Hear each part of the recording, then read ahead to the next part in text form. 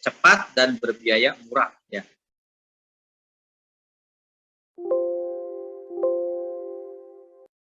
Jadi untuk barang produksi yang mudah rusak atau kadaluarsanya cepat, ya maka harus dekat dengan pasar ya, seperti roti ya. Kalau pabrik roti itu jelas harus dekat dengan pasar ya.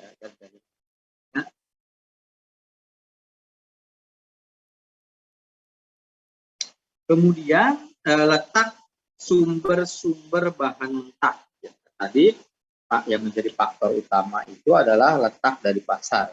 Kemudian bagaimana letak sumber-sumber bahan mentah. Ya. Ini tentunya terkait penyiapan bahan baku dari pemasok.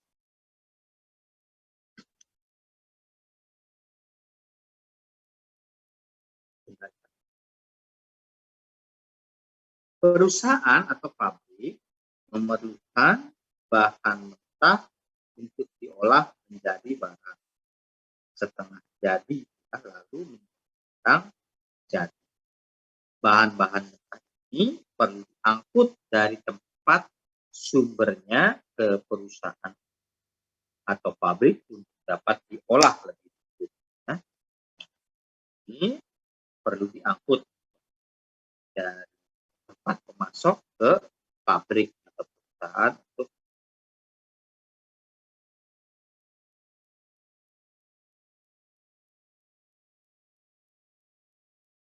perusahaan berkepentingan untuk selalu dapat memperoleh jumlah bahan mentah yang dibutuhkan dengan mudah, harga yang layak, kontinu dan biaya pengangkutan yang rendah serta tidak rusak sehingga bisa diproses atau diolah yang nantinya menjadi barang bukti. Sehingga biaya produksi dapat ditekan dengan kualitas barang yang dihasilkan tetap baik.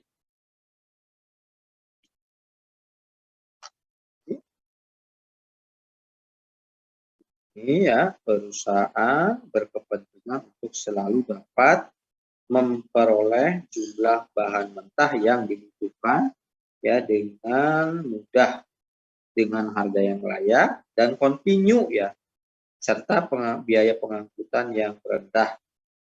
Kemudian tidak rusak dan sehingga bisa diproses menjadi bahan jadi dengan biaya produksi yang dapat ditekan dan kualitas barang yang dihasilkan juga baik. Nah, bahan mentah ini kita harus benar-benar mempunyai pemasok yang bisa menyiapkan barang mentah yang berkesinambungan. Ya. Jangan sampai kita itu kesulitan mencari bahan baku. Ya. Ini penting sekali ya. Jangan sampai pada saat kita mau memproduksi, kita kehabisan bahan baku dan kita sulit atau kesulitan mencarinya. Maka diperlukan pemasok yang yang bisa memberikan bahan baku secara kontinu dan tentunya dengan distribusi yang cepat ya, dan berbiaya murah. Sehingga dalam upaya itu, maka lokasi pabrik itu perlu mempertimbangkan sumber-sumber letak dari sumber-sumber bahan mentah. Jadi suatu perusahaan atau pabrik didirikan ya dekat dengan sumber bahan mentahnya untuk tetap menjamin ketersediaan bahan-bahan itu ya. Sehingga kontinuitas pabrik dapat terjamin, ya, kontinuitas produksi pabrik dapat terjamin. Jika pabrik terlalu jauh dari sumber bahan mentahnya, maka akan ada bahaya terlambatnya kedatangan bahan mentah yang diperlukan untuk proses produksi. Yang disebabkan kesulitan dalam pengangkutan sehingga produksi dapat terganggu ya. Di samping itu, Bila harga bahan mentahnya mahal dan bahan mentahnya tersebut berat, maka lebih baik pabriknya dekat dengan sumber bahan mentah tersebut, ya, agar biaya pengangkutannya lebih murah dan agar kemungkinan kerugian karena hilangnya bahan-bahan tersebut dapat diperkecil.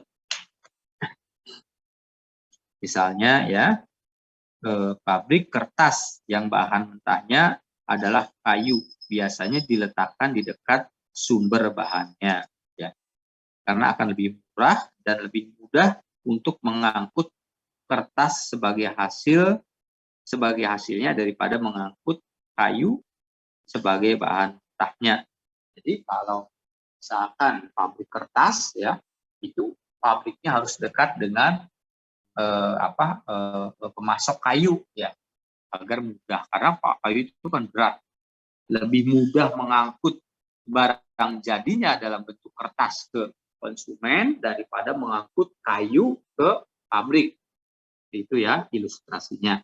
Sehingga untuk perusahaan kertas, pabriknya harus dekat dengan sumber bahan mentahnya atau pemasok kayunya, ya.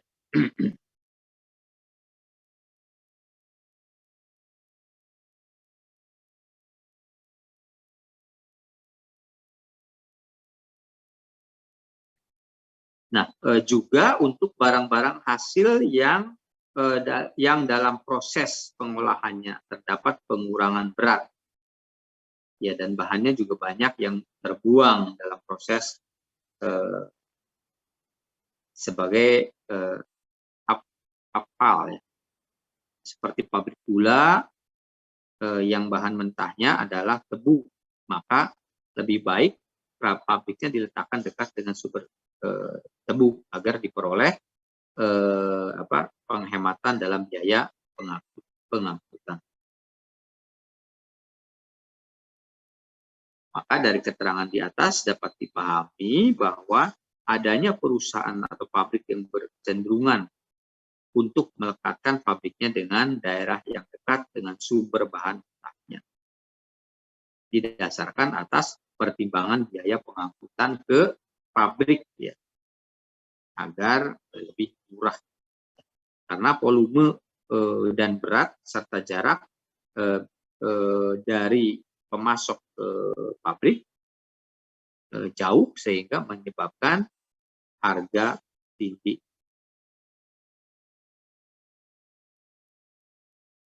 Di samping itu juga terjadi proses pengurangan berat, ya. Jadi misalkan kalau ada bahan baku yang misalkan di bawah itu volumenya karena terlalu jauh berkurang volumenya, ya. Sehingga pabrik harus dekat dengan pemasok. Itu terkait kenapa lokasi pabrik harus dekat dengan bahan mentah. Nah, sekarang yang faktor ketiga, ya, faktor utama dalam penentuan lokasi pabrik itu adalah terdapatnya fasilitas pengangkutan.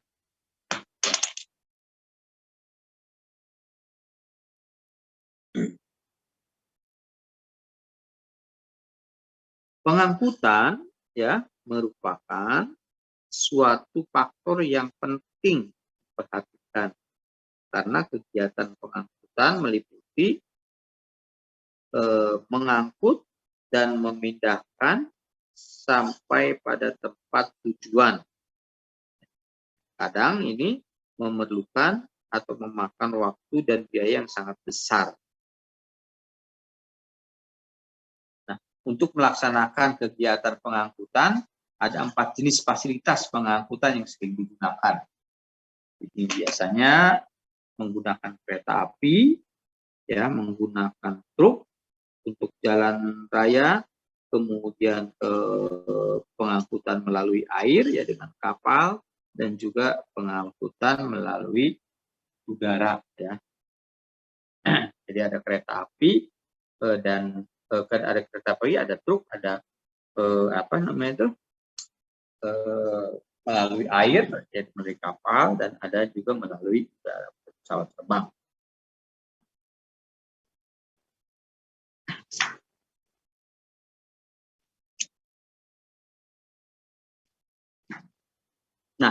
peranan pengangkutan dengan kereta api cukup penting ya, mengingat biaya pengangkutan kereta api biasanya agak murah dan waktunya relatif lebih cepat. Oleh karena itu, letak jaringan jalan kereta api secara historis masih mempunyai peranan yang menentukan dalam penentuan lokasi suatu pabrik. Jadi bagaimana pabrik itu bisa dekat dengan lintasan kereta api atau dengan stasiun kereta api ya, pada saat pengangkutan barang. Nah, biasanya apa yang pakai kereta api ya? Semen ya. Biasa semen itu pakai kereta api. Dan batu bara juga ya pakai kereta api. Kemudian peranan pengangkutan jalan raya atau truk ya, di Indonesia ini cukup besar ya dibandingkan dengan jenis pengangkutan yang lain. Ya. Kita sering lihat ya, kalau malam itu di jalan-jalan raya, jalan-jalan besar, pantura, atau tol juga ya, itu banyak truk-truk angkutan yang melintas ya. Ini itu merupakan salah satu proses distribusi barang ya, baik dari pemasok ke pabrik maupun dari pabrik ke konsumen. Ya. Di samping itu, adanya fleksibilitas dalam pengangkutan dengan truk dan jasa-jasa yang ditawarkan oleh perusahaan-perusahaan truk kepada perusahaan pabrik mempunyai pengaruh besar dalam menentukan lokasi perusahaan.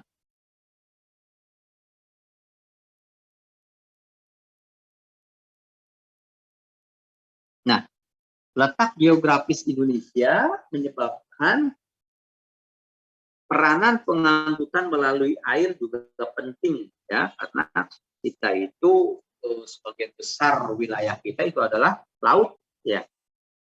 Maka peranan pengangkutan melalui air sangat penting. Samping pengangkutan melalui air ini relatif lebih murah, walaupun pergerakan kegiatan pengangkutan melalui air adalah relatif lebih lambat ya. Lebih murah tetapi lebih lambat. Demikian juga dengan melalui udara ya. Nah, walaupun di Indonesia masih belum begitu besar, mengingat biayanya yang mahal dan fasilitas yang masih kurang.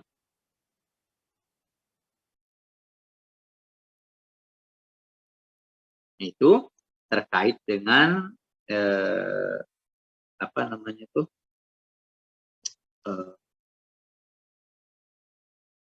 bahwa penentuan lokasi harus memperhatikan terdapatnya fasilitas pengangkutan. Nah, yang dimaksud dengan fasilitas pengangkutan di sini ya, itu tidak hanya adanya truk dan kereta api, nah, tetapi juga adanya jalan-jalan kendaraan ya, misalkan dekat stasiun kereta api atau dekat dengan pelabuhan ya, melalui jalur air. Nah, sebaiknya pabrik didirikan di daerah yang mempunyai fasilitas pengangkutan seperti tersebut di atas ya. Jalan-jalan kendaraan ke pabrik, kemudian dekat dengan stasiun kereta api, kemudian dengan pelabuhan, sehingga pabrik itu mudah dihubungi ya. Kemudian bahan-bahan dapat mudah diangkut ke pabrik, serta barang-barang hasil juga dapat mudah diangkut ke pasar atau disampaikan kepada para pemesan. Nah, itu yang ketiga. Ya, sekarang yang keempat adalah apa faktor yang keempat? Faktor-faktor utama yang keempat apa? Halo? Dari tadi belum tanya jawab sama sekali ya. Faktor-faktor yang keempat apa? Silakan, siapa yang tahu faktor-faktor yang keempat? Coba videonya di-on-kan. Silakan videonya di-on-kan biar kita bisa berinteraksi. Silakan. Yang keempat apa yang keempat? Tadi ditulis enggak? Supply dan tenaga kerja. Nah, tenaga kerja ya. Siapa yang menjawab tadi? Cynthia, Pak. Ya, Cynthia ya.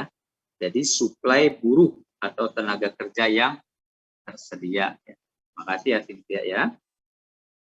Nah, faktor buruh ya atau tenaga kerja, sebentar Bapak garis bawah ini ya. Faktor buruh atau tenaga kerja ya ini merupakan faktor penting ya bagi suatu perusahaan ya. Karena berhasil tidaknya pencapaian tujuan perusahaan juga dipengaruhi oleh faktor buruh atau tenaga kerja. Salah satu faktor yang mempengaruhi efisiensi kerja dan penekanan biaya produksi adalah tenaga kerja ya. Oleh karena itu, pimpinan perusahaan hendaknya berusaha mencari tempat untuk lokasi ya perusahaan ya atau pimpinan perusahaan ya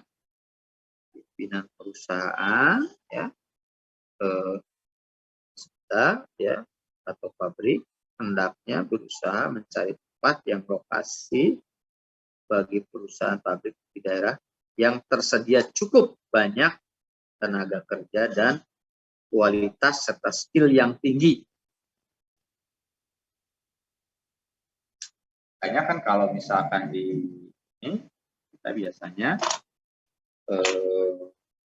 biasanya kita kalau mendirikan pabrik atau perusahaan itu biasanya menggunakan tenaga-tenaganya itu adalah tenaga sekitar ya. Tetapi juga harus tetap memperhatikan skillnya, ya, kemampuannya. Di samping juga kita harus memperhatikan tentang biayanya atau UMR-nya. Kenapa pabrik-pabrik dari Bekasi banyak masuk ke Majalengka dan Kabupaten Cirebon? Karena UMR-nya rendah dibandingkan dengan Bekasi, Jakarta. Maka masuk ke daerah sini agar biaya tenaga kerjanya murah. Nah, tersedianya tenaga kerja atau buruh ya mungkin merupakan suatu faktor yang terpenting ya, yang mempengaruhi penentuan atau pemilihan lokasi suatu pabrik. Karena suplai tenaga kerja yang cukup umumnya merupakan faktor penting, walaupun kualitas dan komposisi dari tenaga yang tersedia juga penting. Misalnya pabrik-pabrik atau industri yang membutuhkan pekerja yang mempunyai skill yang mempunyai skill atau biasanya pabrik-pabrik industri-industri yang diletakkan di daerah-daerah di mana tenaga kerja yang dibutuhkan itu tersedia ya.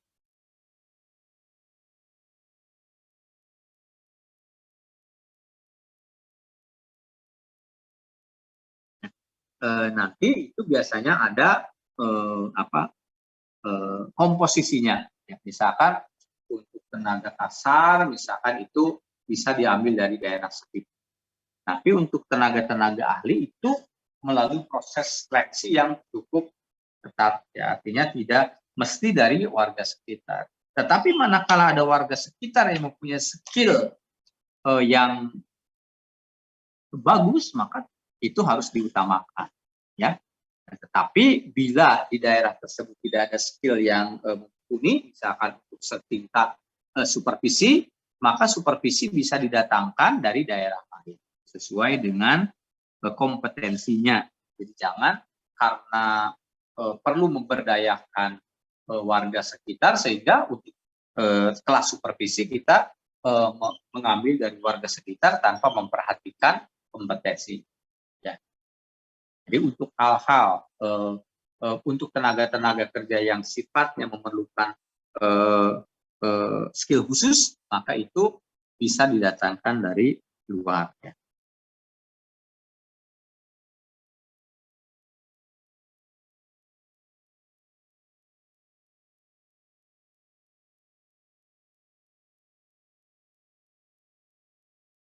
Ya.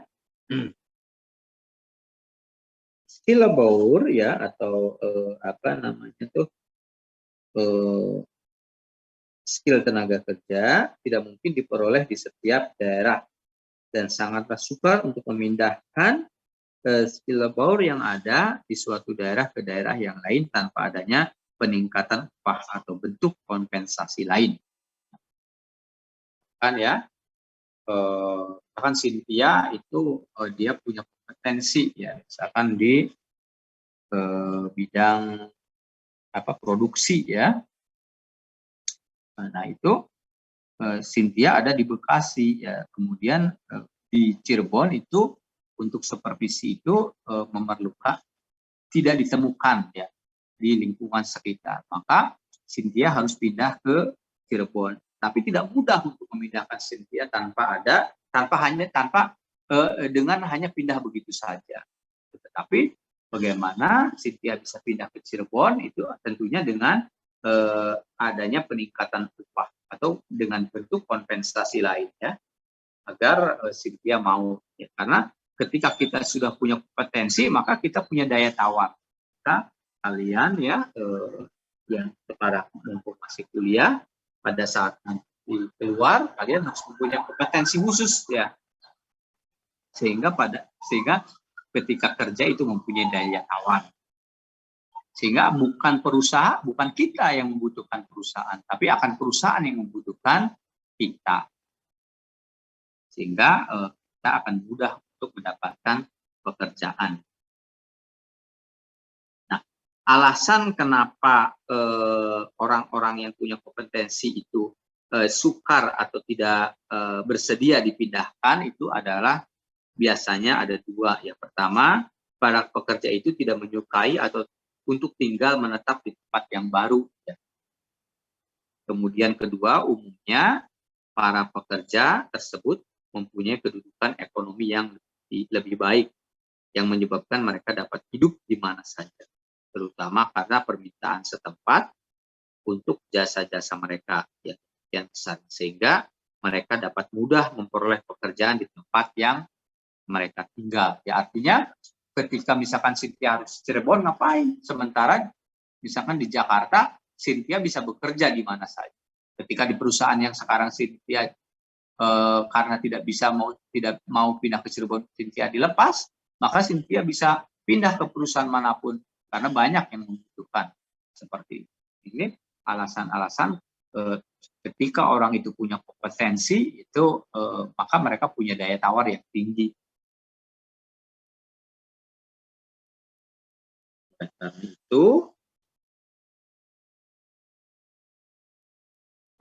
Oleh karena itu ya, tenaga kerja mempunyai skill yang tinggi dibutuhkan untuk suksesnya suatu industri. Maka manajer dapat memutuskan untuk mendirikan pabriknya di masyarakat di mana terdapat jenis tenaga kerja tersebut. Ya. Sehingga misalkan di Cirebon, yang mendirikan Cirebon bagaimana? Kita harus bisa mensurvei ya bahwa di Cirebon juga ada tenaga kerja yang punya kompetensi khusus yang mau bersedia di sana dengan tentunya ketentuan-ketentuan yang sudah ditetapkan oleh perusahaan. Ya.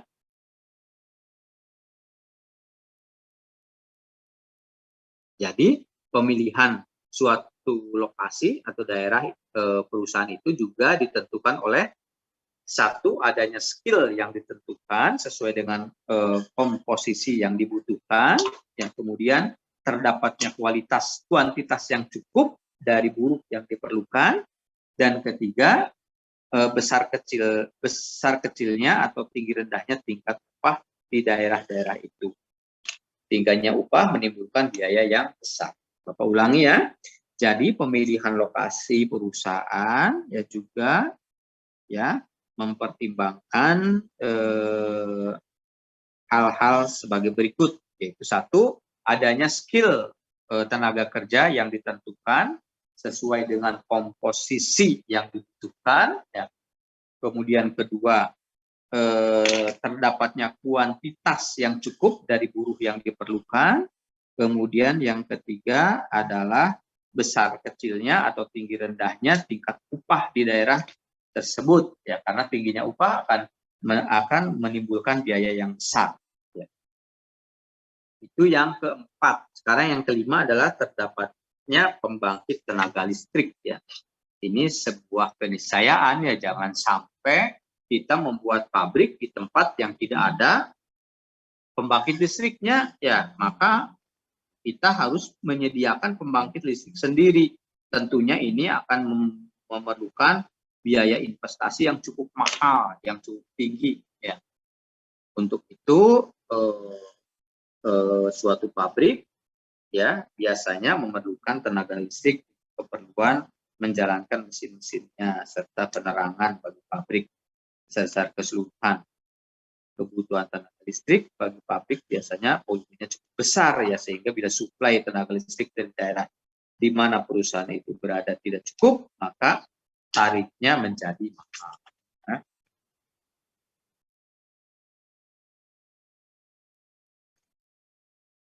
Itu ya terkait tenaga listrik.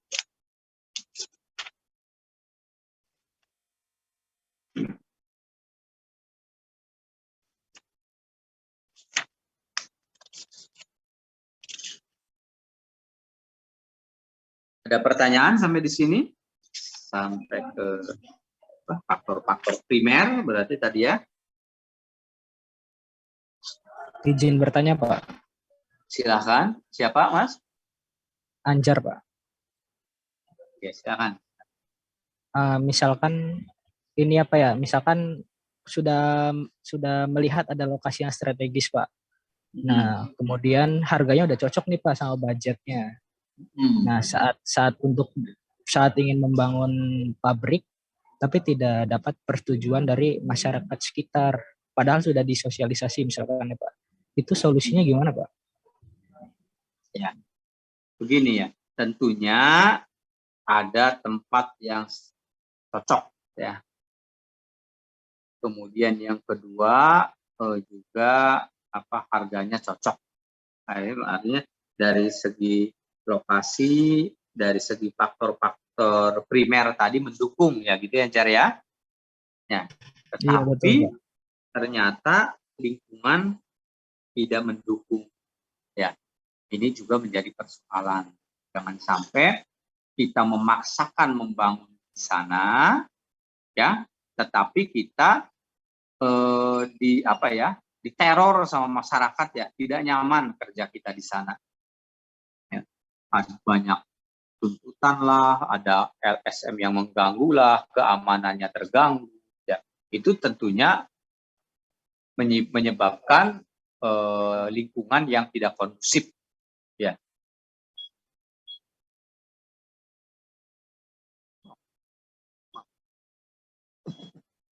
Tetapi, sorry sebentar ya. Nah, ini akan menyebabkan lingkungan tidak kondusif. Lingkungan yang tidak kondusif ini pasti akan menyebabkan kerja perusahaan tidak baik, akan terganggu lah, ya. Untuk itu biasanya kita terus melakukan pendekatan. Pendekatan kita tentunya tidak bisa sendiri oleh perusahaan. Maka kita biasanya meminta bantuan kepada misalkan pemerintah setempat, kemudian kepada tokoh masyarakat, pemerintah setempat, kepada tokoh masyarakat, ya. Dan tentunya yang paling penting adalah apa kontribusi kita kepada mereka, ya. Apa sih nilai positif kepada masyarakat sekitar ketika kita mendirikan pabrik di sana. Ya, misalkan pertama penyerapan tenaga kerja. Misalkan tenaga kerja itu biasanya kita bergaining. Tenaga kerja 60 banding 40%. 60% itu dari daerah setempat. Kemudian 40% di luar daerah itu dikarenakan memerlukan skill-skill khusus, ya, sehingga harus didatangkan dari luar. Tetapi skill-skill yang ada di daerah setempat itu posisi-posisi yang bisa diisi oleh warga setempat yang mempunyai skill yang cukup, itu bisa dari mereka, sehingga komposisi misalkan 60%, sehingga akan menyerap akan menyerap tenaga kerja di sana sehingga akan meningkatkan perekonomian masyarakat di sana. Kemudian juga berkontribusi terhadap pemeliharaan fasilitas umum. Misalkan karena ada angkutan keluar masuk angkutan, maka perusahaan itu menjamin terhadap pemeliharaan jalan, bahwa jalan yang dilalui oleh perusahaan tersebut dijamin pemeliharaannya. Artinya jalan ketika rusak akan diperbaiki. Kemudian misalkan yang lainnya polusi. Ya, bagaimana perusahaan itu bisa menjaga polusi? Bagaimana bisa meyakinkan kepada masyarakat bahwa masyarakat tidak terganggu oleh polusi. Ya. Kemudian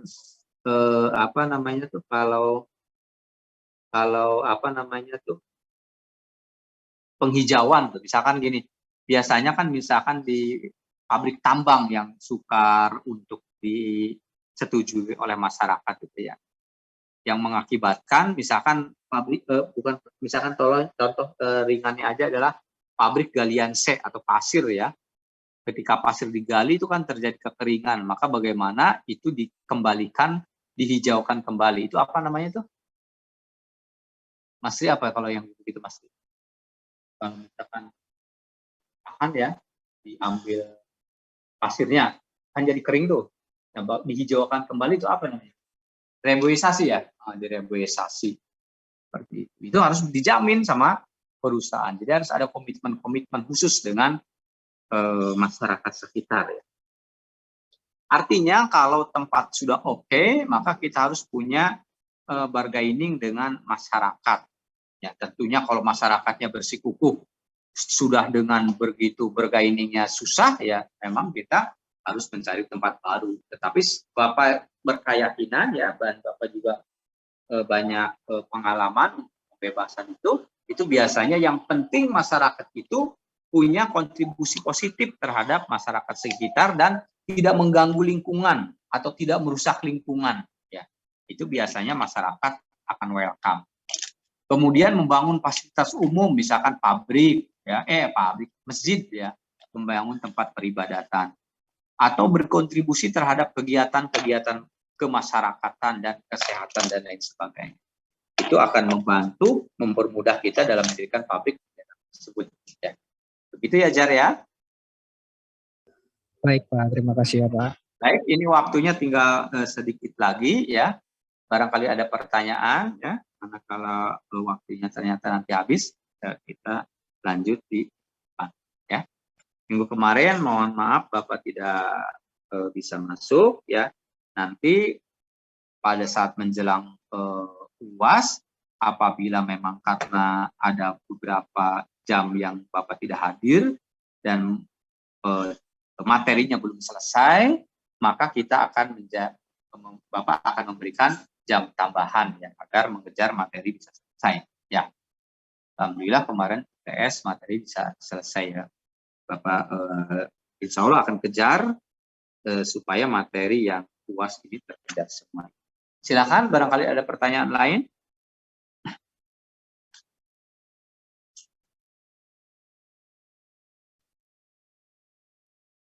Ada pertanyaan lain, silakan. Cukup Pak. Cukup ya. Kalau cukup, Bapak cukupkan dari sampai di sini ya pertemuan kita siang ini ya. Semoga bermanfaat ya bagi kita semua ya. Minggu depan insya Allah kita ketemu lagi di kuliah dan jam yang sama ya. Selamat melanjutkan aktivitas, tetap jaga kesehatan ya. Bapak akhiri dengan Allahu muwafiq ila aqwamit thoriq. Wassalamualaikum warahmatullahi wabarakatuh. Waalaikumsalam warahmatullahi wabarakatuh. Terima kasih Pak. Terima kasih Terima Pak. kasih banyak Pak. Sama.